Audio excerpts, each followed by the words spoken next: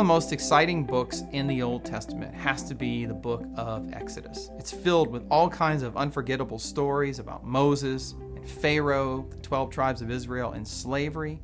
It's also filled with all kinds of unforgettable events, like the 10 plagues that were unleashed against the Egyptians, the journey through the desert to Mount Sinai, and the reception of the 10 commandments on the top of the mountain by Moses and the Israelites.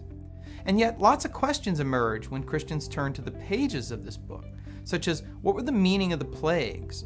What's the meaning of the 10 commandments? Why did God give us these 10 commandments and not some other commandments? And also, what about things like the commandments against making no graven image or making no statues? How is it that God can tell Moses, make no graven image, and yet you go to any Catholic church and they're going to be filled with statues?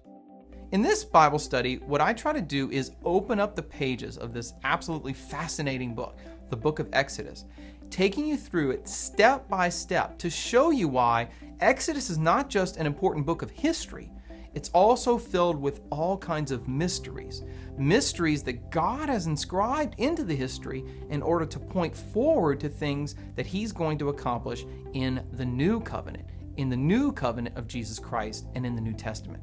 So if you come with me in this Bible study, we're going to be looking at things like the deeper meaning of the Passover lamb that was slaughtered on the night the Israelites were set free, as well as the mysteries of the tabernacle of Moses, which is one of my favorite parts of the Bible to study.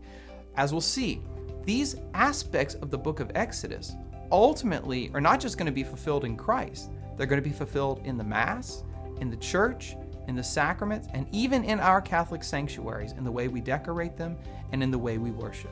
So if you ever wanted to understand the Old Testament better, as well as the New Testament and our Catholic faith, then this Bible study will be a perfect place to begin your study of the Old Testament.